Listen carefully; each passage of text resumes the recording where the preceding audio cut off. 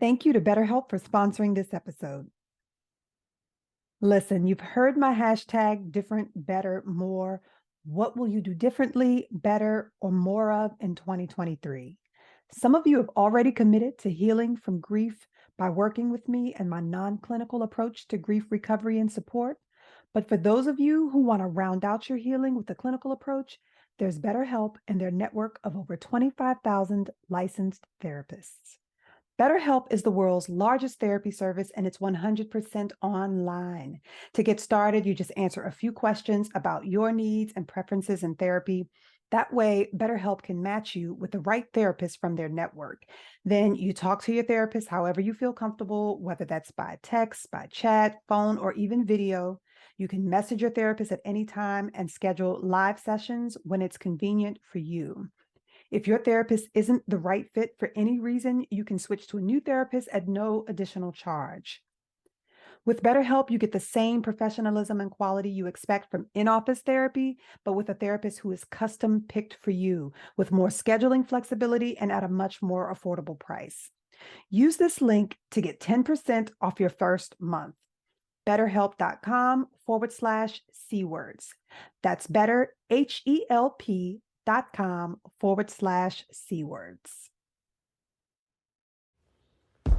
Ooh, those effing C words.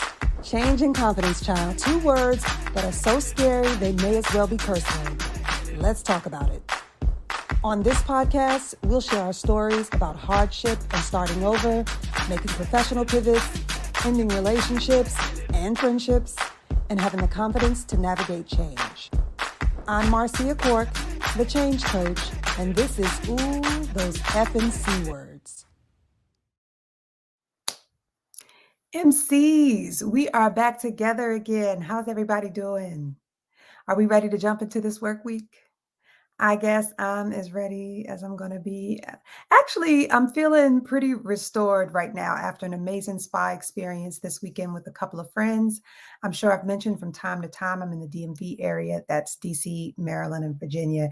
And we have this salt cave out here in Bethesda. So my friends and I got in some much needed girl time and even more needed massages and meditation. So I am feeling especially restored and excited to share part 2 of last week's episode, the second half of the conversations from my Different, Better, More event. All right. So last week I left off with Dr. Dana about to share a handful of tips as we manage weight loss.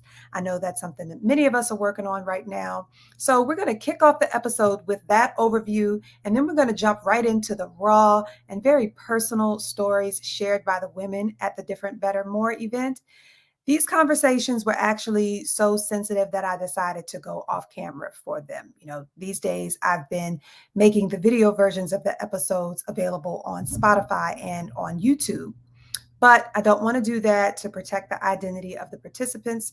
But their conversations are just so moving. I hope that you are moved and then empowered, you know, by their testimonies and how they observe in real time the extent of their grief and how they've been dealing instead of healing. All right, let's listen in. One is focusing on their weight, because majority of us have gained weight over the last few years. Mm-hmm. Even though there are many of us that haven't had problems with weight, and then COVID hit, and then everybody started having problems with weight. Mm-hmm. So I'm just giving you 3 things that you can do on your own that's free, that can help you lose weight without having to change anything else or purchase anything else. This is what you can do. So as we're here, we're talking about goal setting, writing down our vision for the year, our goals for the year, putting things down on paper. I'm a big proponent of it, because when you see it, it registers. When you register, you're held accountable. You hold yourself accountable. So tracking what you're eating, putting down what you're putting in your mouth. We unconsciously put so many calories into our bodies that we don't think about, okay? We drink a lot of our calories. I'm a big proponent of do not drink your calories. There's so many alternatives now that taste good, we don't have to. You know, alcohol is alcohol, you can't get around it. But you can drink a little more responsibly in regards to weight. But put down what you're eating, what you're putting in your mouth. Track it. There's free nutrition trackers. There's MyFitnessPal. If there's just so many things you can download and you can just scan. You don't have to type in every little thing. It makes it easier for you. And then it tells you, once you can visually see what you're putting in, it makes you think twice about, do I really need that second helping? Do I need this bagel? Or I know I'm going to brunch on Sunday. I think I'm going to have a salad today or for the rest of the week. Do you know what I'm saying? So that's the first thing. That's hard. Yeah. The second thing, yes. The second thing is as far as that, I'm going to give you 4 things. Not all calories are equal, okay? Because when you're tracking it down, you can have 200 calories of a slice of cheesecake, or you can have 200 calories of a salad. Not only is it a difference between those calories, your body processes it differently, okay? So if you think about 200 calories is 200 calories, it really isn't. What happens to your body, the spike in insulin from you eating that cheesecake, it's going to have long-lasting effects than the fiber and the antioxidants and the vitamins you get from that salad. Also, you're going to be hungry in like 30 minutes to an hour, as opposed to that salad, you're full for like 4 hours. So that's in line of what you're putting down, but just realize that all calories are not created equal, all right? The second thing is physical activity. You don't have to work out intensely. You can do 30 minutes of walking, okay? You can do, I'm not good at mental math, but what's 30 times 5? 150 minutes of some kind of physical activity. If you're walking, dancing, even on a treadmill, walk on an incline. You don't have to do anything. What? Yoga, skating, biking, jumping jacks. Mm-hmm. Do some jumping jacks at home. You don't have to go anywhere, but try to incorporate at least 30 minutes. And I usually say, give me like 3 days a week. You'll notice a difference because along with you just decreasing your intake, you're boosting your metabolism. They work synergistically. So in order to sustain that weight loss, you got to increase your physical activity. And the third thing, and all of my clients know, that's part of the program is intermittent fasting. We don't need 3 meals a day. We don't need to snack in between those meals. We don't need to eat many meals throughout the day. A lot of the nutrition advice we were given is outdated, just like we think about now in the 90s, the Got Milk commercials. Everybody got milk. We don't even need milk. But it was a big push. The nutrition pyramid, everything that's on there's a lot of things that are outdated that as we're older and they're talking about obesity medicine, we know that it's not healthy for us. Eating constantly throughout the day causes our insulin levels to stay up. Because what our body has to do is to release insulin in order to pull the fuel, which is glucose, from our blood sugar. It stores it in our muscles so we can use it for later. It stores it in our liver so we can use it as a backup. Everything else is stored as fat. So if you're constantly eating, your insulin levels are always here constantly, right? Insulin is a fat hormone. It's not, people think of it as blood sugar, but it's actually a fat hormone. So the more you make of it, the more it causes you to store fat. And the more you produce of it, the more your body gets resistant to it. So even if you're not diabetic, you'll start to have, it's not a resistance, but you'll start to overwork your pancreas, all right? But so intermittent fasting is giving you a long period of time where you're not taking in any calories, where your body's resting and you're not producing insulin. If you can just do just a simple one, which would be a 16 fast 8-hour window of eating. Mm-hmm. Everybody you can pick 8 hours. You can pick your 8 hours. I usually say pick 11 to 7 or 12 to 8. Mm-hmm. You won't even notice it. You can have, coffee as long as it's not sweetened. You can have unsweet green tea. You can have water. You can sip on liquids until 11 o'clock. Everybody can make it. We don't need breakfast. But just doing that will cut your calorie intake, about 20%. And remember, you need to have in order to lose a pound, it's 3,500 calories per pound. So think about 500 calories less per day is 1 pound a week.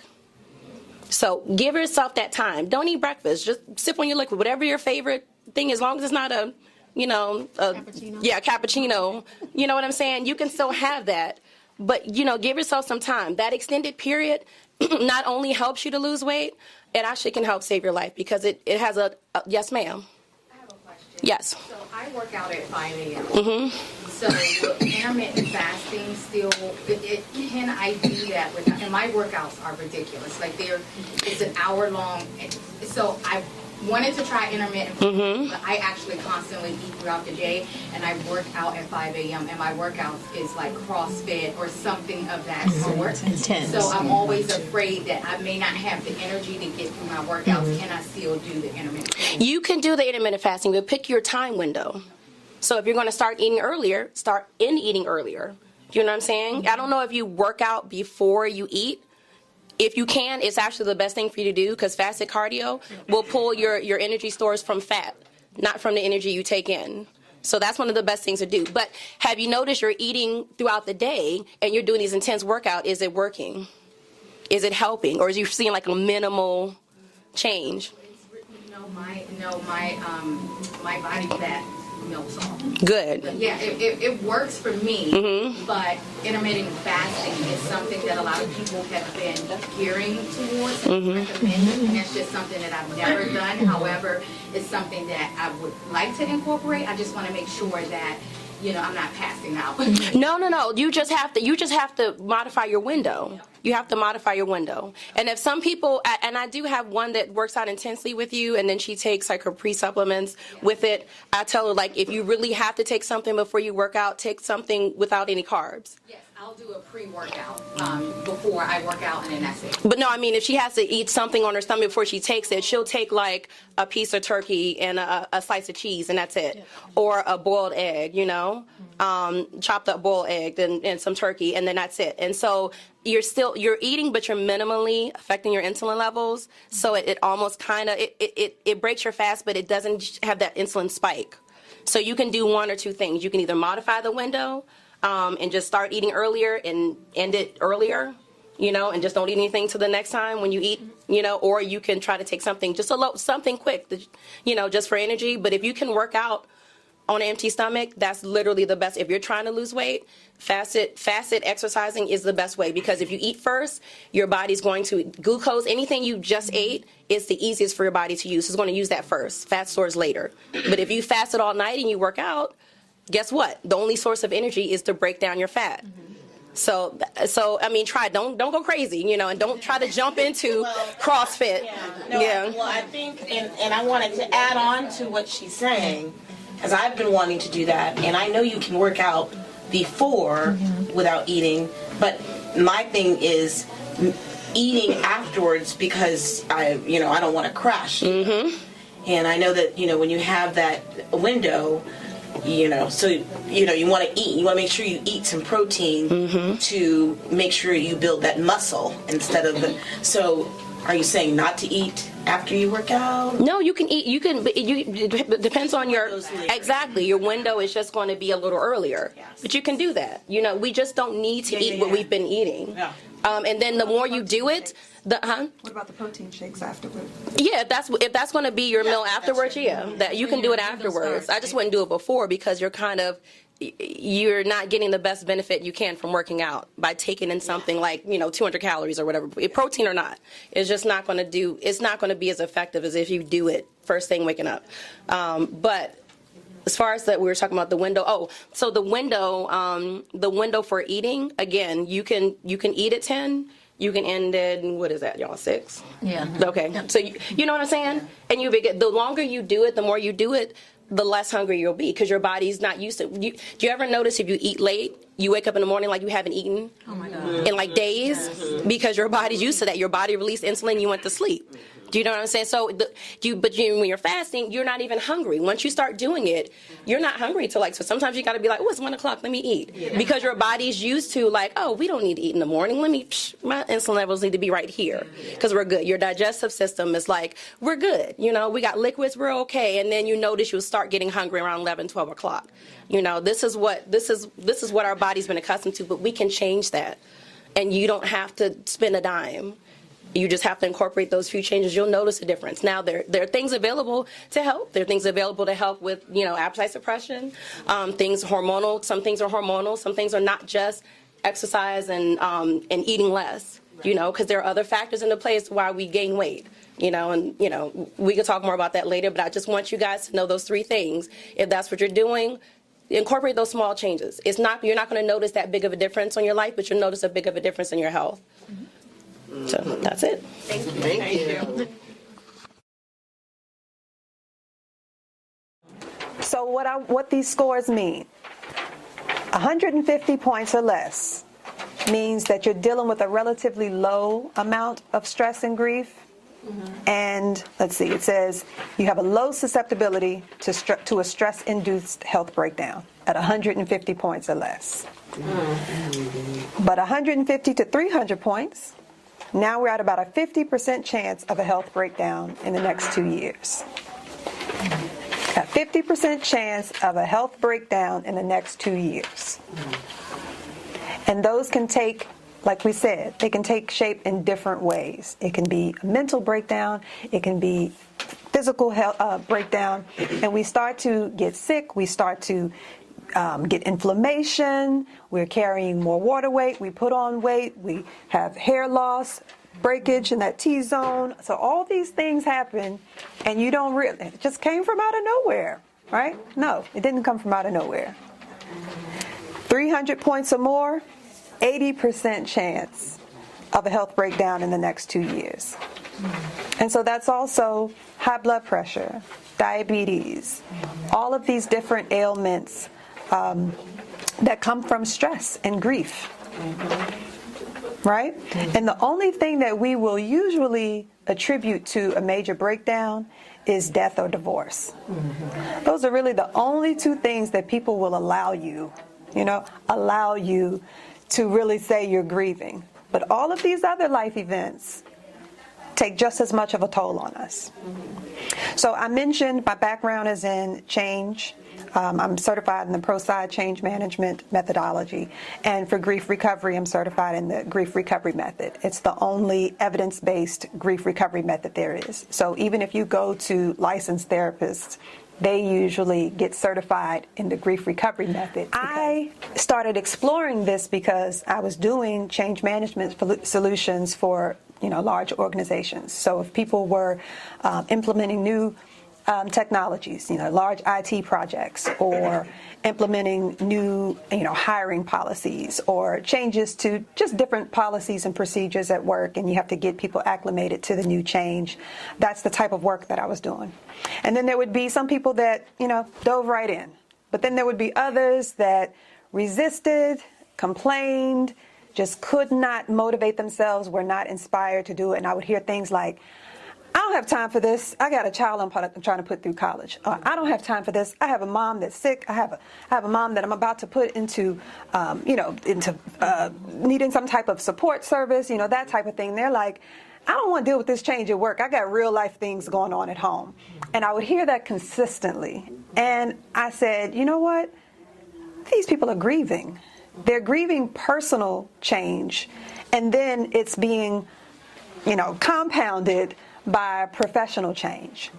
And so I started exploring the grief, right? And then it just took on a whole different shape. And so that's the work that I do now. So you hear these stories on the podcast, people navigating through change, uncertainty, fear, all related to change and grief. And I start with, I'll talk a little bit more about the grief recovery methodology. It takes place over 4 to 8 weeks, depending on how large the group is or if it's one-on-one. And I start with this because it gives you more insight into all of the different things that we experience and that we've experienced over the course of our lives that we never healed from. So for all of the other events, like I said, death and divorce, they're going to give you a little bit of pass. And okay, let her have her moment. But for the rest of them, they're just like, get over it, get back to business. And so if you've been taught all of your life, and it starts very early on, that we learn how to mask grief, hurt, pain, disappointment, loss. This is all part of life. Yeah. Over it. Yeah. And that also includes loss of identity. So I want to say that you also grieve loss of identity, and it's because you start masking these feelings, you start pretending you're okay, and then you take on a new identity. So you are grieving who you really are. and that you won't allow yourself to be your authentic self because people don't want to hear it. Right? So let's talk about some of I mentioned the STIRBs in the other room. And so that's an acronym, short-term energy relieving behaviors. So they're things that we do to cope, but not to heal. And then we're going to also talk about some of the myths that start very early on with regard to coping. Okay, so the short-term energy relieving behaviors, like I said, they can be things like overeating, it can be alcohol abuse, it can be substance abuse, but it can also be things like being a shopaholic, being a workaholic, being the person that always keeps busy with some type of activity. And we know those people. We know people who already have full plates, but then they'll take on Girl Scouts and Boy Scouts and making cupcakes and just doing a number of different things. And a lot of times that is running from quiet time. It's running from resting because then you got the monkey mind. So now you have all this time to really think about what's missing in your life, what's lacking in your life, where you haven't healed. And so you are just doing these short-term energy relieving behaviors to cope. But you never heal. You're dealing, but not healing. Okay? And so some of the myths that we talk about. And once I say them, you'll be like, yes, I've been taught that from day one. And this is, I said, how early it starts. Don't cry. Don't cry.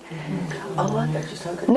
No, I'm saying that's one of the earliest myths, right? You are, as a child, saddened by the loss of a pet, saddened by the loss of a best friend, moving away, changing schools. Starts very early on. And don't cry. It'll be fine. We'll get another pet, that type of thing. So it's telling you not to cry because it makes other people uncomfortable, but it's also teaching you to replace the pain with something else. And that's where those short-term energy releasing behaviors typically start, by trying to replace that pain, replace that loss. What are some other things, before I share with them, what are some things that people have said to you if they see you hurting, if they see you on the verge of tears? How do they try to prevent those tears or that pain? Like people Saying something funny, saying something, Yeah, so that's distraction. making a joke out of it. Yeah. Or sometimes people will just say, "Get over it." Yep. And it's like to me that is so rude. Yes. Because it's like, well, okay, it might take me 5 minutes, it might take her 5 days. But it's not fair to kind of put a time limit, especially when you're talking about grief. Yeah. It's like, oh, well, your dad died like 5 years ago, you still crying? It's like, well, yeah, I am. Because I haven't adequately grieved. Exactly. Yeah, I haven't been allowed to adequately Exactly. grieve. Okay, so I'm glad you say that, because that's another one of the myths. Give it time. I can't let you understand Give it time. that sets me on fire. Yeah. When people will, oh, it'll be, as time goes by, it's like, no, well, Yeah. maybe for you because you didn't, maybe you weren't close to that person. Right. It's like it might take me a lifetime, and as I'm going through it, I need for you to shut your mouth and let me do it how I do it. Yeah. I think that we miss the fact that we grieve differently. Yes. And the amount of time it may take me, and it may take you, and going back to, you don't know what the relationship was with the person that you're Yes. with. Yeah. And I think we miss it, and sometimes we project how we feel or how we deal with things on others, and have the expectation for them to move forward. Yeah. Yeah. And so that's why, if you recall in the other room, I said, when it comes to these, I share this worksheet so that you can see how many of these life events we experience on a day-to-day basis, on a year-to-year basis. How we all experience these things, but nobody adequately grieves. So if nobody adequately grieves, then the only recommendations they can give you are the wrong recommendations that they've been practicing themselves. So this is what we're taught.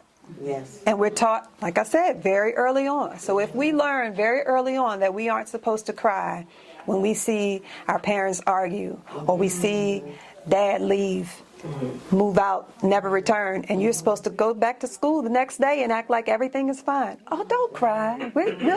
I'll take you out to somewhere special this weekend. So if you're taught not to cry, to push on, to smile when you get back to school the next day, very early on, you continue to carry it with you. And not only do you carry it with you, but sometimes you teach those same unhealthy coping mechanisms to other people. And so the values that are on this worksheet, I said, they're helpful for showing you your totals, but not so much for assigning value to which is more of a priority or which one has more impact on a person than another. I don't want you to look at it that way. Because if one person experiences a foreclosure and the other person experiences a death, so the person that experienced that foreclosure, and I'm not pointing to y'all because I don't know your events, but if a person experiences a foreclosure and they lose their home, you're not going to tell them that foreclosure doesn't hurt as much as your death does, right? So that's what I mean. So I don't want to diminish anyone's grief. So the values are only to show you just how impactful they are. But when it comes to navigating your own grief, losing your car, getting thrown out of your home, like I've heard people share how that felt like a death, that they had been living in this home renting for 20-something years and then had to move. Yeah. And they had to move because the owners were selling the home. Well, that's the home that they've been in for 2 decades, raised their children in, and had to give it up with very little notice. Mm-hmm. Right? So those types of things, they carry such weight on us, and they do really impact us. Mm-hmm. All right? Go ahead. Sherry, it's kind of a personal story, but talking about grief, there's so many layers to grief, and it's just a transparent story. Mm-hmm. With my son, 25, he was involved in a domestic situation with a young lady, and it caused him to go to jail. So first I had to process he's my son, mm-hmm. then all of the things that you think about that could happen, does happen in jail or whatever. So I'm thinking of his well-being. Yeah. So then I'm a woman that I'm thinking about, you've not seen any of this, so why are you in a situation? So I'm thinking about her and the impact on her life. And I had a person, and it's like, we got to let our adult children just, you got to let them they're going to make their mistakes. Yes, intellectually I understand that, but I'm processing all of these other things that are related to where he is. Now what am I going to do? Am I going to do something? Mm-hmm. Is this going to be hard? So much. Yeah.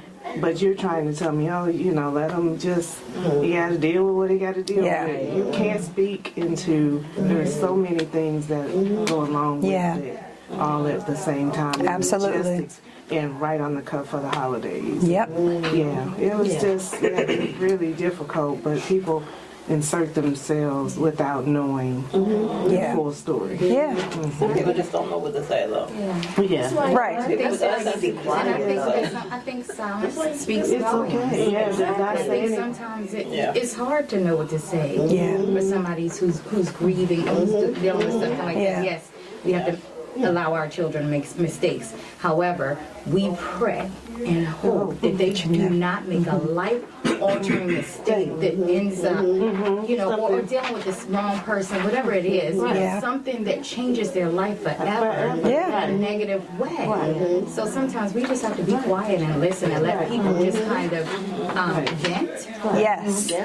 Sometimes I feel like for us, we have to hold ourselves accountable for the space that we share certain things in. Because everybody's not equipped to be able to receive and to be able to process that and be the thing that you might need at that time. Yeah. But then you internalize and you're not sharing, and then the depression settled in because you don't want to have to tell. I mean, this is a close girlfriend, knows them, but you don't want to have to tell that something happened. So now you're holding. Because you're afraid of the response, Yeah, the response. or lack of response, lack of compassion that you're going to get. And I'm glad you used that word intellectualize, because that's precisely the word that the grief recovery method uses.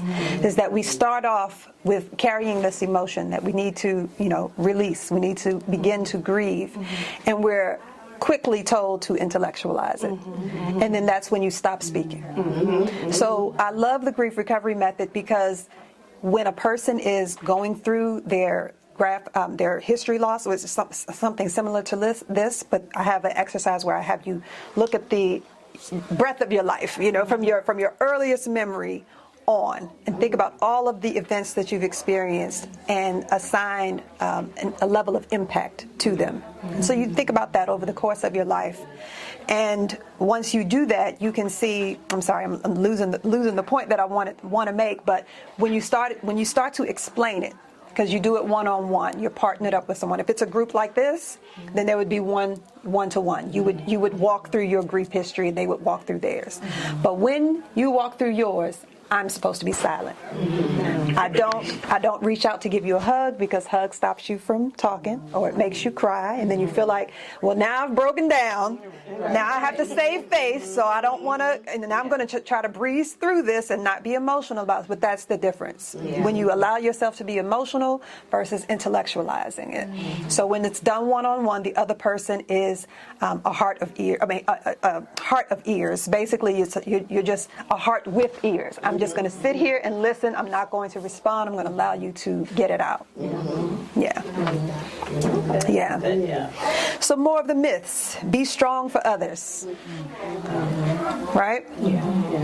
So that's a part of not crying. That's a part of, just saving face, moving on, getting back to work the very next day. Yeah. Be strong for others, because really it's about making other people feel uncomfortable, making other people feel emotional, and they don't want to feel that emotion. So instead it's, well, be strong. Be strong. Don't let your kids see you break down. Well, no, that's exactly what they need to see. They need to see you adequately grieve and then get to the other side.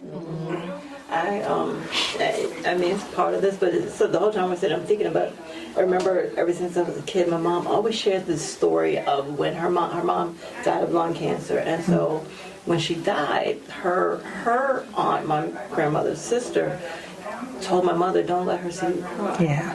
You want her to be strong. But my mom, this has been her biggest regret in life, because she has no idea if her mother understood that she was hurt, if she understood how she felt. She's like, my mother didn't see me cry, like she's dying, and she didn't see me cry because her aunt told her not to. Yeah. So it's like, it's been her biggest thing, and I feel like, she's a strong woman and she's a hard woman sometimes. I feel like sometimes she's, at this point, she doesn't cry a lot. She tries not to let you see, because I think that just kind of scarred her so bad. It scarred her so bad, and it comes from the upbringing and people not knowing what to say. Exactly. Not knowing how to grieve properly, not knowing how to allow people to grieve the way they grieve, just, let people be. Yeah.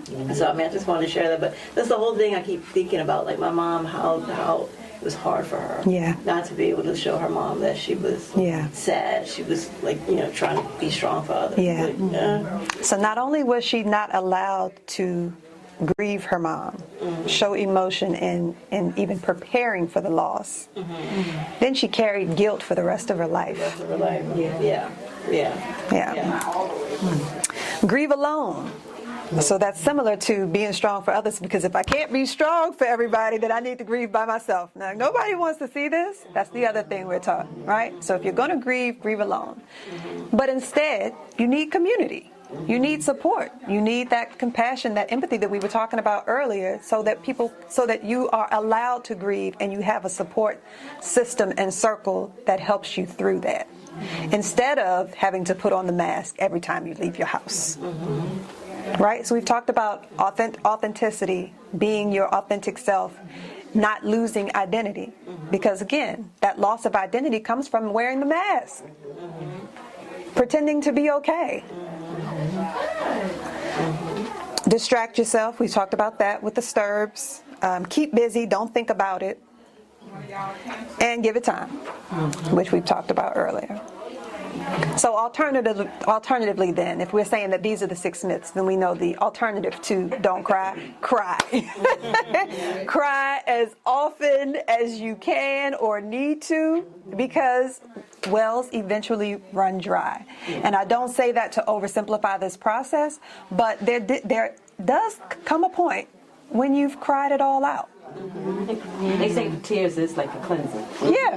It's a cleansing process. Yeah. So if you hold it in, you're not allowing yourself Exactly. to out those Exactly. feelings, those emotions. So then be strong for others. So instead, don't feel like you have to be strong for others. Find community. So yes, there are always going to be those people that don't want you to grieve in front of them. You know, it's uncomfortable. You're making people uncomfortable. But instead of allowing those people to be your support, because they aren't really supporting, you need to find some community. Find a tribe that is going to allow you to grieve the way that you need to. Learn to be alone but not lonely. And I say that alongside grieving alone, because in some of these life events, we are actually talking about death. So not for all of them, but for some of them, we actually are talking about loss. In the form of a person physically being gone. So whether that's from death, whether that's from divorce or separation, whether that's from a child moving away, starting a life of their own, not having the same access to your child as you did before. And that happens when kids go off to college in other cities, sometimes in other countries. There have been parents who wanted to move to where their kids went to college. It happens. It happens. And so you must deal with the loss, but then you have to deal with being okay with being alone. So you're not grieving alone, but then you're dealing with being alone, but not lonely. Because we still have to find, it always comes back to finding community. If you write nothing else down, then anything else today, you write down finding community. It's similar to what, like I lost my dad last year, but my daughter's in the military. Okay.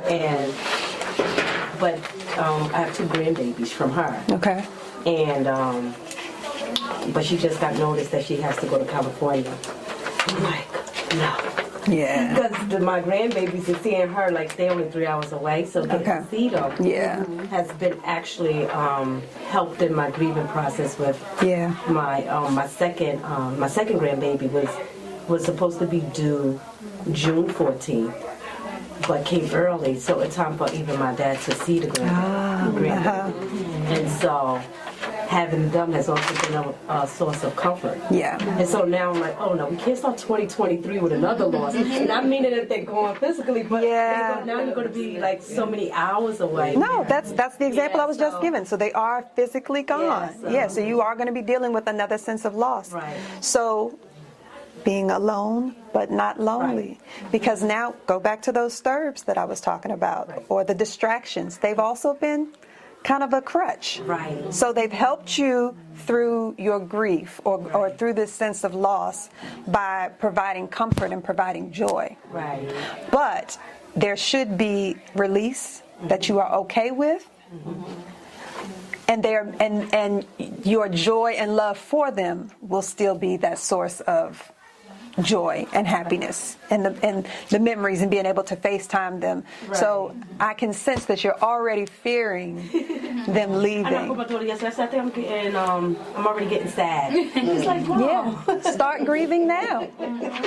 Yeah. I was like, oh boy, I can't. Start grieving now. Yeah, allow yourself to start grieving now. Right. Yeah, and it's okay. Right, it's okay. Yeah.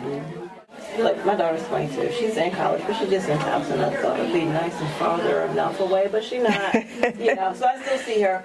However, I find myself grieving her 12-year-old self. And that's one of those things. I'm like, are we gonna get some help for some of the stuff going on? Because I found myself a lot last year crying about you know, like she used to love the group One Direction. And I found myself grieving her 12-year-old self when we used to run around trying to, you know, see if we could see the boys, running to every concert, trying to be in DC, catch up with the bus, you know, like stuff like that. Yeah. I thought I was 22. This happened 10 years ago. Why are you crying about that? You know what I mean? Yeah. But it's like things that, life events, that you take as life events, but you know, with your list, you don't realize that there's some form of loss, there's some form of things that you know, you're thinking, well, life goes on, but you know, you're missing those, and I haven't found anything to replace them. I haven't found anything. But you don't want to replace them. I haven't coped with it. Exactly. Because like I said, you know, said earlier, my daughter's clinging. But she's 22. She's going to get to that point where she's grown, has a family and stuff like that.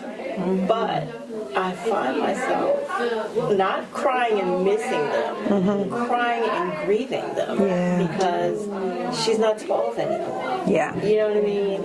She's not. So it's like, okay, I need to realize she's not 12 anymore. And but those are very important years. Because that's when they're 12. That's when they have real personality. They're real people at this point that you can actually spend time with. They're mature enough that you can have adult-like conversations with them, and just get to know them as people. So those are that's what you're kind of holding on to. No, I get that. I get that. So would that be that she's like grieving the loss of her baby? Because she's 12, she's growing. A version of her. Going into adulthood, so she's grieving the baby. Okay. Yeah, like my son is 15, and I didn't realize it. Him and my daughter are both born the same day. Okay. Just 10 years apart. Okay. Oh, so wow. 15 and she's 25. Wow. And, the other day I told him, I was like, oh, I remember when you was 5 years old. Why couldn't you just stay little? Because I know at some point in 2 years you're about to graduate from high school, and you're going to either go to the military or you're going to go to college. And I'm like, okay, you're going to be gone. So it's just interesting. You like the stage of where. Because then they're there and you're still a stability. And everyone's a family, but you also understand they're all going to grow up. Absolutely. And they're here for us to help them to mature, to become adults, and they create their own. But we always wanted to.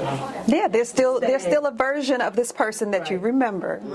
And you are missing that person, that version of the person. And we see that a lot with people who. Let's say a parent has dementia or Alzheimer's, there's a version of them that you remember. Or if a person is injured to the point where, you know, maybe there's paralysis, it's impaired mobility and things like that. So there's a version of them that no longer exists, and you will grieve that. Although they're still physically here, you will grieve that version of them.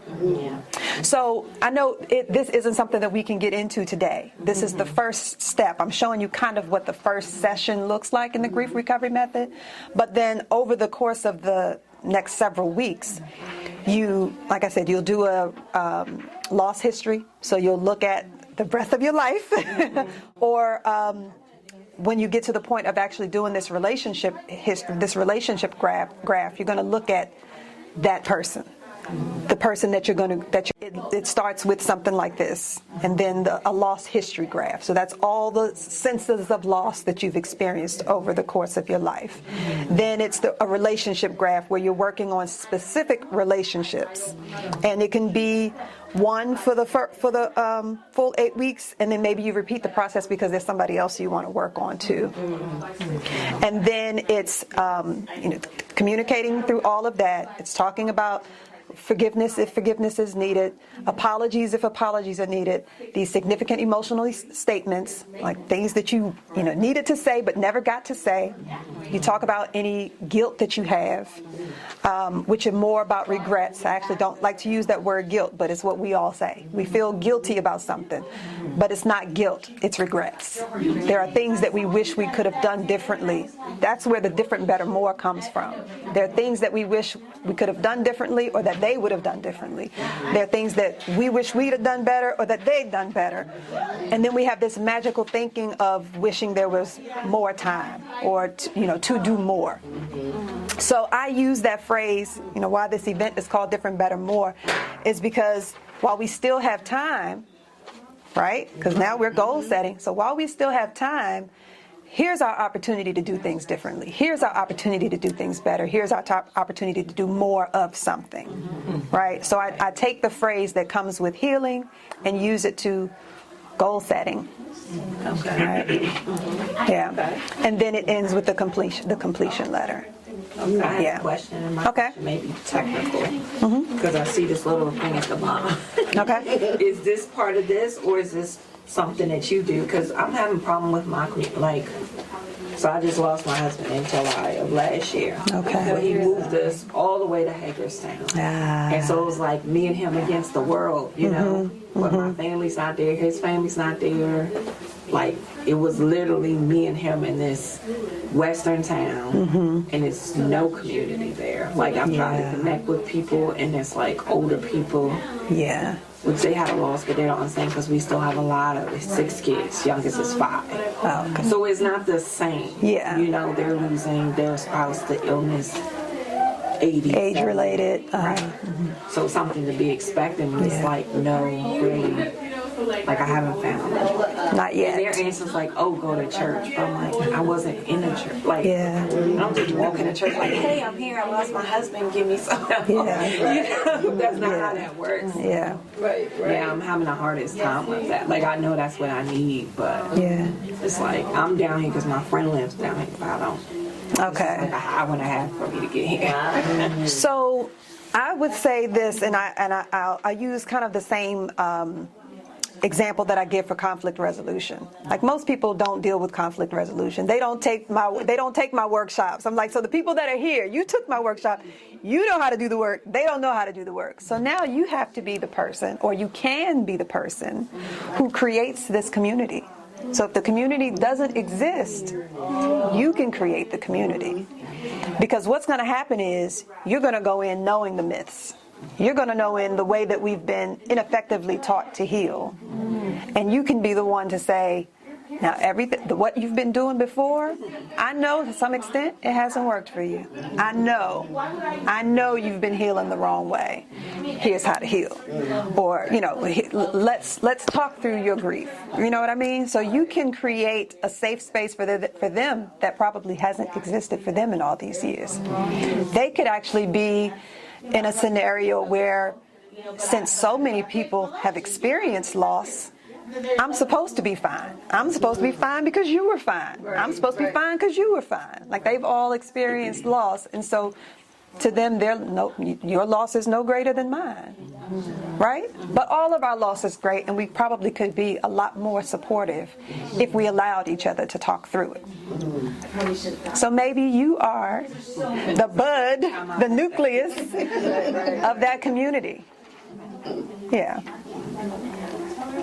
So you were asking, one of you was asking about the information at the bottom of the page? Oh, I just said something about that. Okay. So the information at the bottom of the page, that's my Slack community, and it's free. I'll have weekly sessions. So we'll do once a week, and then I have every 2 weeks or so is like a lunch, chat, and chew. And doing something like that, if you invite somebody from your church, you're probably going to find out more about them than you ever have before. It's learning coping skills. Right. Yeah. Well, going through the grief recovery method at least prepares you for being able to deal, and then knowing that there is life after dealing. Because, like I said, the goal is to be okay with being okay, because you'll be surprised at how much guilt, and it actually does feel like guilt, comes with being okay. Like, people expect you to carry this sense of loss forever. The loss won't go away, the love won't go away, but you being able to still embrace life afterward is what comes with grief recovery. Does that make sense?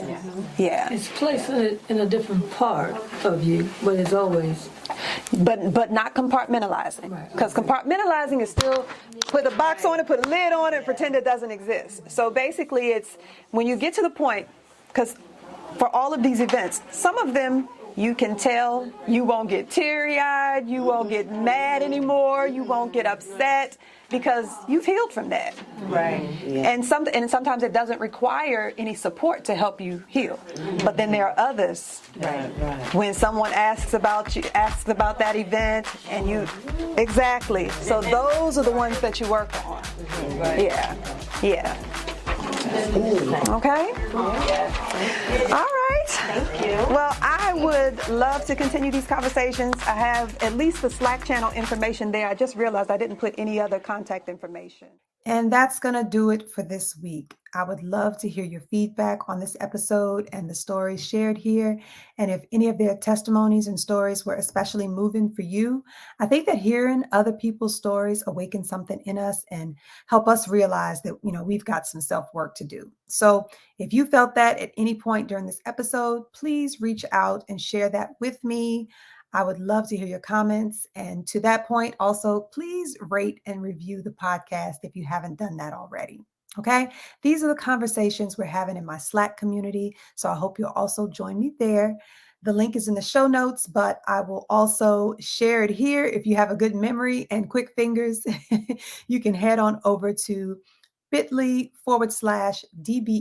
Slack. That's bit.ly/DBM Slack. That's D as in different, B as in better, M as in more. All right. I hope to see you there. Bye-bye.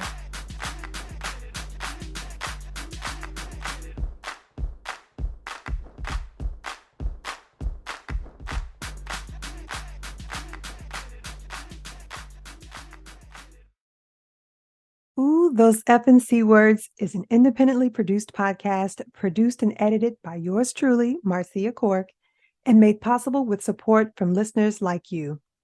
To support the podcast, go to anchor.fm/those F and C words/support, or click the link in the show description. If you've made a commitment to self-care in 2023, join my free #Different.Better.More challenge on Slack. Come for the accountability, stay for the community. Download the Slack app now and click the link in the show description to join. Thank you to BetterHelp for sponsoring this episode. Listen, you've heard my #Different.Better.More. What will you do differently, better, or more of in 2023? Some of you have already committed to healing from grief by working with me and my non-clinical approach to grief recovery and support. But for those of you who want to round out your healing with a clinical approach, there's BetterHelp and their network of over 25,000 licensed therapists. BetterHelp is the world's largest therapy service, and it's 100% online. To get started, you just answer a few questions about your needs and preferences in therapy. That way, BetterHelp can match you with the right therapist from their network. Then you talk to your therapist however you feel comfortable, whether that's by text, by chat, phone, or even video. You can message your therapist at any time and schedule live sessions when it's convenient for you. If your therapist isn't the right fit for any reason, you can switch to a new therapist at no additional charge. With BetterHelp, you get the same professionalism and quality you expect from in-office therapy, but with a therapist who is custom picked for you, with more scheduling flexibility and at a much more affordable price. Use this link to get 10% off your first month. BetterHelp.com/C-words. That's better, HELP.com/C-words.